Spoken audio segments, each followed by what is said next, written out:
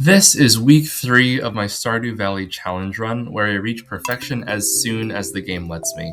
Today is Spring 15, and my primary goal is to reach the Desert Festival, not only to celebrate with the villagers, but also to make some progress in the Skull Cavern.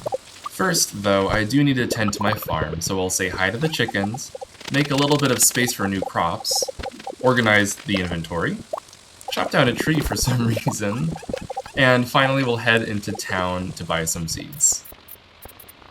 Learning from my mistake of planting the strawberry seeds in a pattern well suited for quality sprinklers, I am planting these seeds in a pattern that's better for basic sprinklers instead.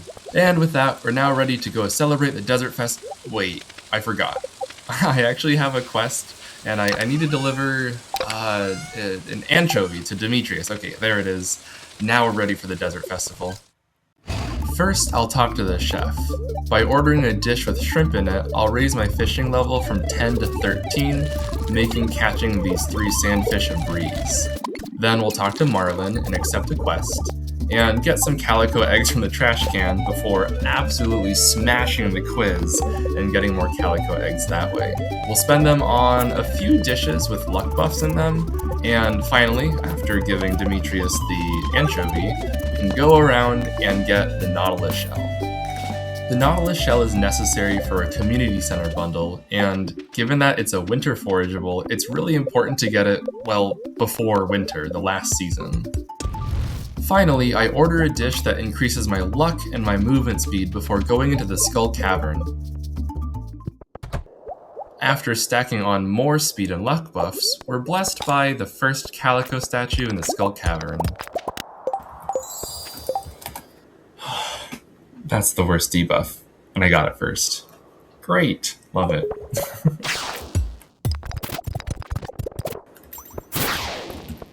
Ooh, okay.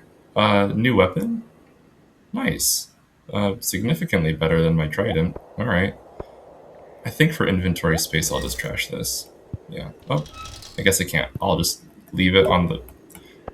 Am I really stuck with... Okay, well, can't get rid of it.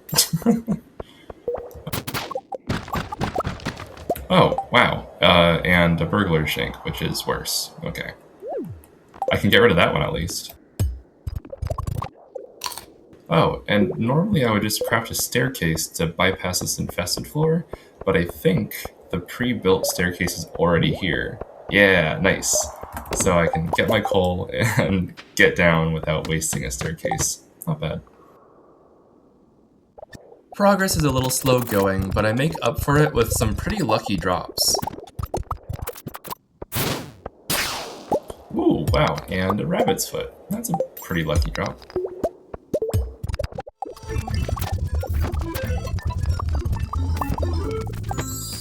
Okay, our first treasure room. I do really want rain totems just to make the next day rainy, so I don't have to worry about watering my plants during the Desert Festival. Let's see if I get it.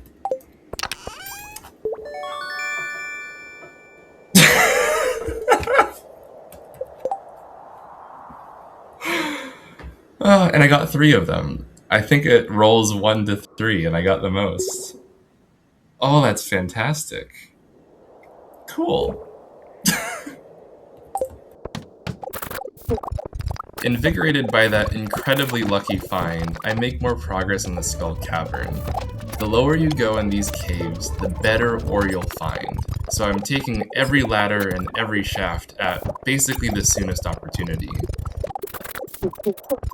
And I actually get a pretty lucky streak of some shafts right here, back to back to back, but you do lose a little bit of health with every shaft you jump into.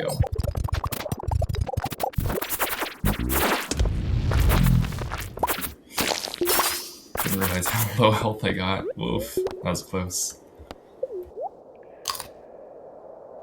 Maybe this could be a life lesson, I don't know. Sometimes you just need to step away and shove your face with carrots. Anyways, down and down we keep on going.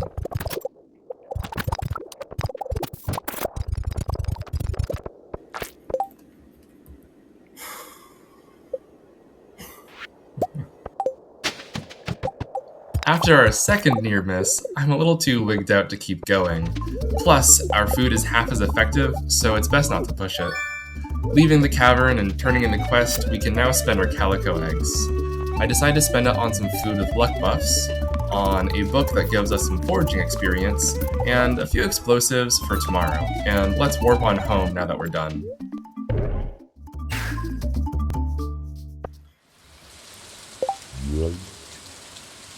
Oh gosh, I haven't cleared out this stick. No. Okay.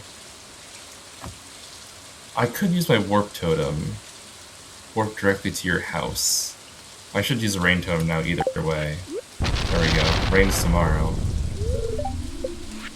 Or I could just pass out here. Like, I did do a little, rank up on one of my skills. I forget which one it was. Probably mining or combat. Probably both. So I could just pass out here. And I don't need to it would be nice to use my furnaces, but why not? We'll just warp to the house. Oh, that is okay. That's fine. That's fine. I'll just pass out here. It's whatever. Hey, every day has its ups and downs, right? Now that it's nighttime, we get to pick miner as a profession, which will make for an even more bountiful Skull Cavern run tomorrow. Like yesterday, we'll spend most of our time in the desert celebrating the Desert Festival, making progress in the Skull Cavern, and getting more ore in preparation for our expanding farm. I still take time to say hi to the chickens and organize my inventory, and I also made some targeted bait for some smallmouth bass, this time, not largemouth bass, just because we have a quest in town to fish some up. After fishing up our requisite smallmouth bass, I take a visit to the museum and make a drop-off. I also enter Clint's as soon as possible to upgrade one of my tools. If I waited even maybe half an hour more, Clint would be on his way to the Desert Festival as well. This time, I drive myself to the Desert Festival, and after making a few trades with the Desert Trader, and picking up a dish from the chef, I elect not to do a quest with Willy, and instead spend more time in the Skull Cavern. Mining level 6 came in handy, or is going to come in handy right now, because that lets us craft bombs. The big ones, not the small ones. Once again, we make our descent. We find 2 pretty lucky mining shafts, letting us hit floor 19 in about 2 hours. Ooh, nice, and we got the red cabbage seeds from a serpent instead of, I think I guaranteed it with the traveling cart, but still, that's a fun drop.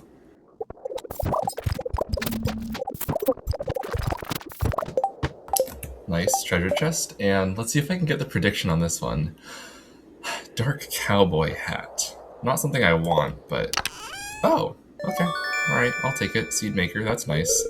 I think we need, like, farming level 9 for that, so getting one this early is pretty good.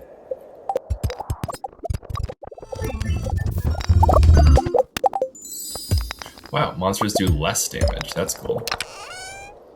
Ooh, auto grabber. Okay, not an auto petter, but still, that's a nice thing to have too. Getting a seed maker and an auto grabber right now isn't necessary, but they're both quite nice. Both machines are locked behind having a high farming skill and only having a mid-tier farming skill right now. It's kinda nice to have these machines before I'm technically allowed to get them. The seed maker can be useful for its typical purpose, which is just replicating more and more seeds of the crops that you already have. There are some niche purposes for it too. Rarely, seed makers can create an ancient seed rather than the seed that you're intending, which could be a nice bonus, but it's hard to predict. Also, you can put some fall and winter forageables that you get from other sources into the seed maker, and that will produce some fall and winter seeds. Now, I can't grow them now because it's spring, nor could I grow them next season because it's summer, but if I get my greenhouse, I could plant those in there and get these seeds before fall or before winter. The auto grabber right now is a little bit of a double-edged sword. Sure, it does automatically pick up animal products from either a coop or a barn, but it does remove the possibility of getting farming experience or building friendship with certain animals. Say, for example, you put an auto grabber in a barn, you aren't going to milk the cow yourself, and that actually doesn't let you get friendship with the cow. So I'll probably keep the auto grabber in the coop and not the barn so that I can raise a friendship with my future barn animals. Ooh, wow. Nice.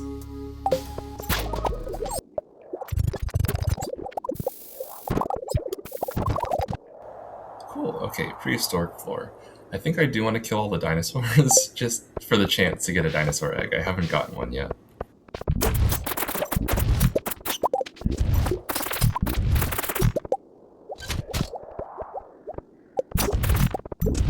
There we go, cool, got the dinosaur egg. Nice.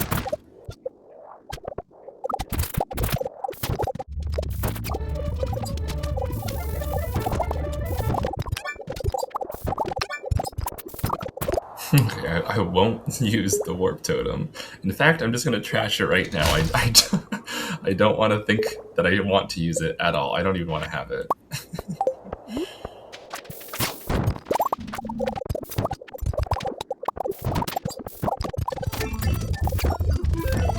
Okay, another prehistoric floor. I have the stone to skip it. I really want to hit floor 100 just to say that I did, so I think we're gonna staircase our way past this one.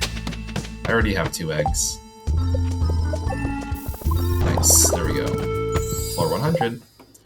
And no Mr. Key, because I don't actually have his quest, but I do get a treasure chest. I think I'll just sell that. Yeah. That was a pretty successful Skull Cavern run. Not only did we get a lot of good treasure from the treasure rooms, we also got some lucky drops, like the red cabbage seeds and the prismatic shard. And I got Gil's hat. You know what? Yeah, let's get rid of the straw hat. We've had it for, what, a couple of days, but bye-bye. Before leaving the festival, we'll pick up and read the same book we've already read 3 more times, and get a few miscellaneous things from the Calico Egg Merchant and the Desert Trader. Back on the farm, we'll squirrel away our Desert Festival winnings, prepare for yet another dive into the caves tomorrow, and sneak into bed right at 1:50.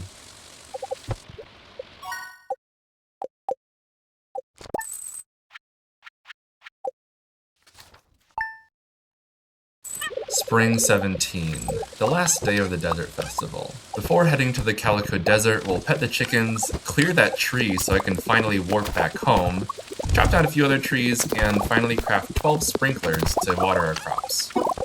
It's also the last naturally rainy day of the season, so it's good that I have 2 more rain totems in case I want it to rain.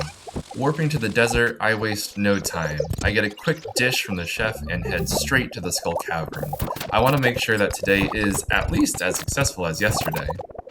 So far, progress is a little slow going because we only get ladders instead of shafts. On floor 8, we find our first prehistoric floor of the day, and we get a nice drop. I do craft a staircase to skip this floor because I think it would take a little too long to clear. However, reaching another infested floor and realizing that my combat level is a little bit lower than my mining level, I do decide to take the time and clear out all these enemies in hopes to increase my combat experience.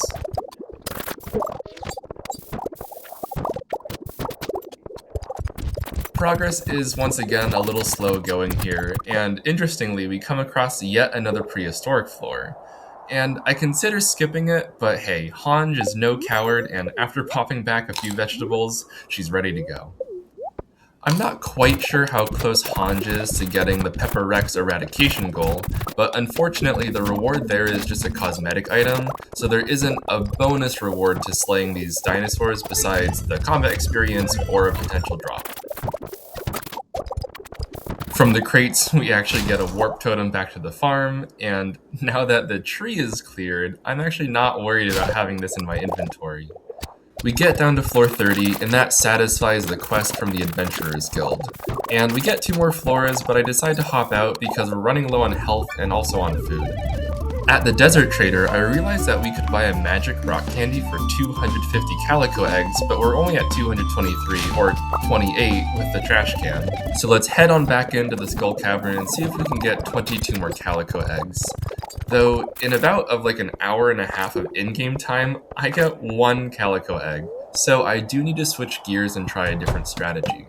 I'm actually using a strategy from last week where I go down into the mines and reset floors over and over again to try to get certain ore nodes to show up.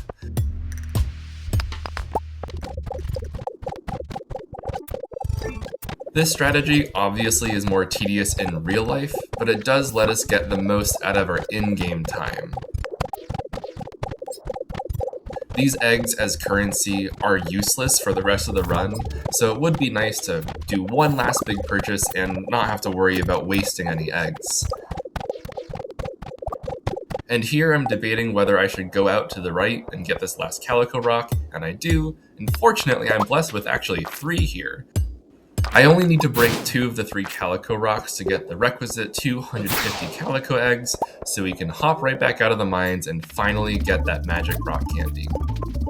After one more purchase and a few more trades, we can finally be done with the Desert Festival.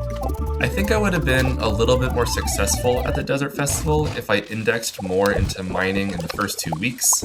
Say, for example, I didn't catch the legend and I didn't craft a fishing pond, I could have used that time and those resources to instead rank up my mining level, but I didn't have the guarantee of having rain totems now, and the last rainy day of the season was today. So I think even with hindsight, it's probably best that I did spend the time fishing rather than mining, even though that would have made my Desert Festival a bit more successful.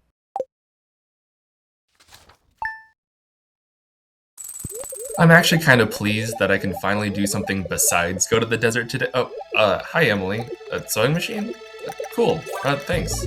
Anyways, the first thing I do today is take advantage of the farming level 4 rank up that we got last night by making some preserves jars that will make our legend row much more valuable.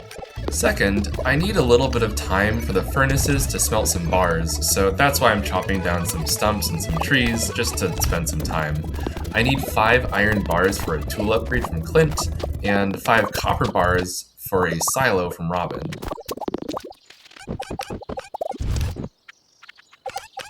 In our inventory, the clay is also for Robin, the geodes are also for Clint, there's an eel and a prismatic shard, which you'll see for later, and oh, hi Pam, it's her birthday. She loves parsnips, there we go.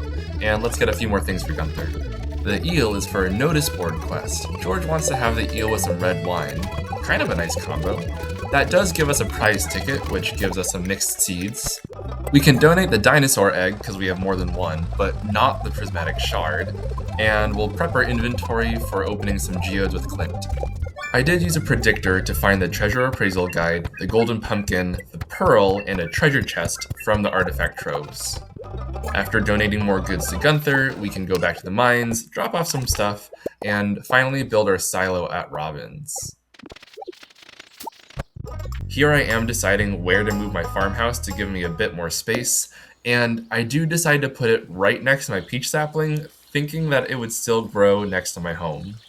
I'll also move Quill's pet bowl over to a more accessible spot, and I'll build a silo as my second building. Next, I'll take a prismatic shard to the desert and get the galaxy sword, and I'll just opportunistically fish up a scorpion carp right now, because I have my fishing rod and I'm in the desert anyway.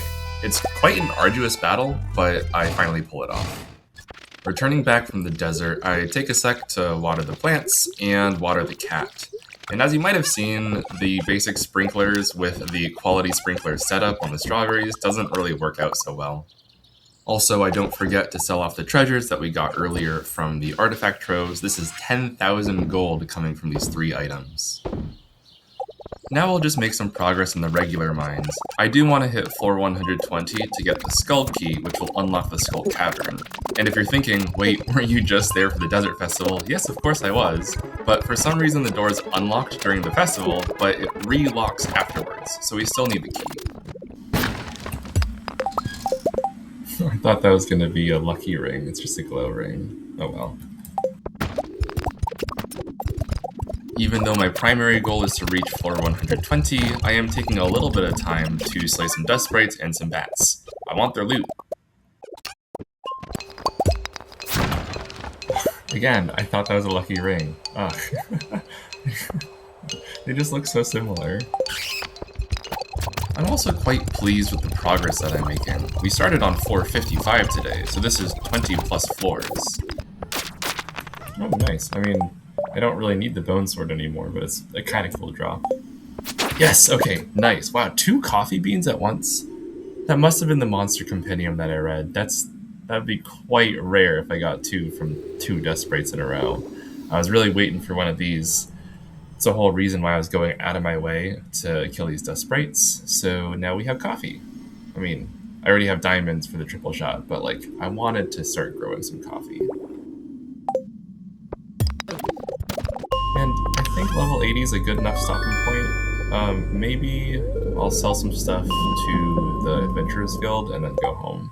Now that I have the minecart, it's a little bit more quick to go back. That mining run was pretty good. We'll sell off some goods at the Adventurers Guild, getting us a non-negligible 1,650 gold. And let's see if we can get those coffee beans in the ground before nighttime. Oh, okay. Fell asleep on the ground. Oh well.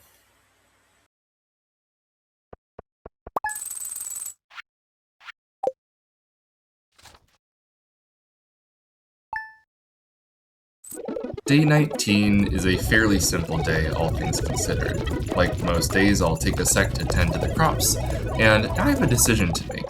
I either want to spend some time on infested floors in the mines, defeating dust sprites to try to get their reward from the Monster Slayer achievement, or I should just make more progress like normal in the mines. Along the way, though, I do stop in the community center to complete some bundles. We complete the exotic foraging bundle and almost the field research bundle, but I did forget to bring a frozen geode. Oh well, that's for next time. In the mines, I first try out that infested floor route. I'm not too interested in the slime floor, but I do get the 3rd dwarf scroll. On the next floor, I happen across a rare slime, and I get a magnet ring, as opposed to my small magnet ring, so that's an easy upgrade. But when I finally get to the infested floor that I'm targeting, there aren't that many dust sprites, and those are the enemies that I'm trying to target. I do go to the next floor and weirdly get another dwarf scroll 3, but at this point, I'm deciding against the dust sprite idea, and instead, I'm just going to go through the mines like normal. Compared to yesterday, progress is a little slower going.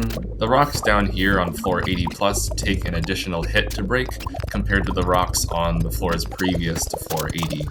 I do come across a somewhat rare yellow-colored slime, and I get 250 gold from slaying it, so not a big reward, but kinda neat.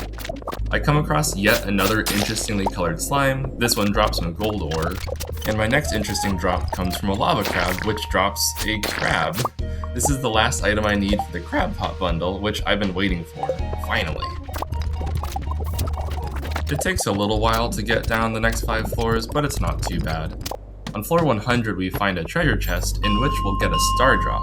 If I opened it right now, I'd get a full refresh in my energy, and my maximum energy would increase, but I'd like to save that energy refresh for a later day. It's a little early to call it quits in the mines if I didn't have any other goals for the day, but I do want to walk that crab to the community center to complete the bundle and pick up the crab pots. We'll take the crab pots and our other rewards from the mines back home, and after smelting a few bars and putting the crab pots down to get some fish the next day, we'll be basically ready for bed.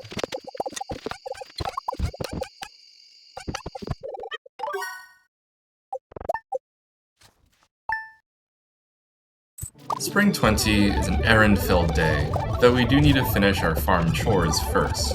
We get our first harvest of strawberries and our first crab pot fish. I also use the rain totem, which lets me drop off my watering can at Clint's today. I see on the notice board that it's Shane's birthday, and Sebastian wants a green algae for a stir-fry. We donate a few goodies to Gunther, which gives us one of the rare crows, and we can upgrade our watering can at Clint's. I chopped down a few trees in preparation for a coop upgrade, and I warped to the desert because on Saturdays, Sandy gives out free milk. Did anyone else know this? And what's even stranger is that if you don't skip that cutscene, she won't give you the milk. I don't know why. Anyways, I'm getting it just in case I want to make a farmer's lunch later on to boost my farming level before harvesting crops. Heading into the saloon, we get a pizza for Shane's birthday. We could also give him a beer, and it is cheaper, but it does feel wrong giving him a beer, especially after knowing all of his heart events. We buy a few recipes, and interestingly, the dish of the day is the omelet. This is the reason why I got a milk from Sandy, to make an omelet, to then make the farmer's lunch. I think I'll just opt out of it and get some salads for energy and health and move on. And happy birthday, Shane. Have a pizza. And I'll stop bothering you, I guess. Continuing our gift train, Jody gets a cauliflower that she asked for yesterday. And I would give Sebastian the green algae, but I can't enter Sam's bedroom, so we'll just do that later.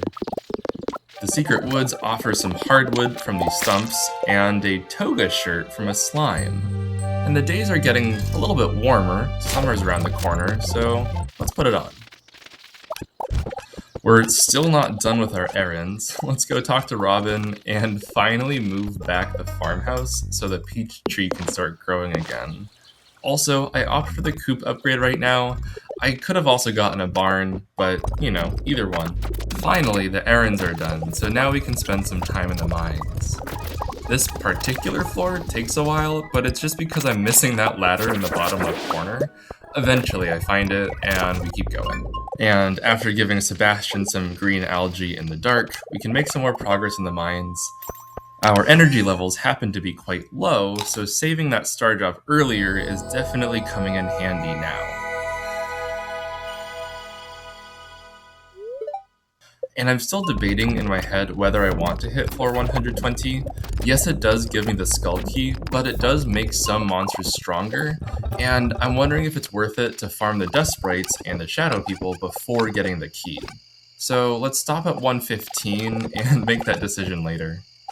Let's make that blue grass a little bit more accessible to our chickies before heading off to bed. Also, those preserves jars that we built when we hit farming level 4 are coming in handy right now, doubling the value of our row.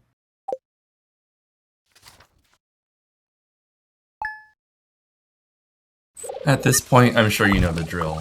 Farm chores, pet the chickens, harvest the crops, put down some sprinklers, blah blah blah. If you notice my inventory though, I am prepping to go to the mines. But first, traveling cart. I talked about the pumpkin in episode 0. It's an incredibly important resource that gives me a jump start on my fall crops bundle. Even though I have a red cabbage seed, I decided to get another, and a rare seed, just for fun. And remember when I decide later about whether or not to hit floor 120? Well, I guess later is right now, because I'd rather spend the day in the Skull Cavern than anywhere else. Iridium bars are going to be my main source of income for the next week or so, or maybe more. So I should get some more iridium ore then. On Sundays, we can trade in jades for staircases, which will help our descent into the caves. And unfortunately here, I actually do lose some footage, so let's use our investigation skills to figure out what happened in the first 60-odd floors. First, we can just ignore what stayed the same. Second, looking at the consumables, the large increase in the cherry bombs is because I found some in a treasure room. Third, most of our ore counts increased, but gold is a bit stagnant because I'm using them for mega bombs. And finally, there's evidence to say that we were at 1 or maybe 2 prehistoric floors. And with that, back to gameplay. And this is pretty typical Skull Cavern gameplay. I want to hit floor 100 for the free treasure chest, but I'm not so hopeful about it until this shaft. 15 floors. Alright, now there's a chance. And a bit of a fortuitous moment here. After slaying this slime, it drops a ladder, so I don't need to go after the other one. But I do anyways, and I am rewarded. Another prismatic shard. Lovely. As the timer ticks down, the situation gets a bit more dire, but fortunately, a lucky shaft shows up and this takes us right to floor 100. These farm warp totems just remind me of my failure earlier in the week. Here I lose track of my health, and I almost fall to a monster, but salad saved the day. And going back to fight them, I get yet another Dwarf Scroll 3. Stardew Valley just has this mystical proclivity to play practical jokes on you. We finish off the night with a mad dash to more floors, trying to farm as much iridium ore as possible before the day ends. This arduous process clearly takes a toll on Hanj, as she barely manages to claw her way back out of the mines before passing out. The day, the week, and the video come to a close. Thank you so much for watching, and I'll see you in the next one.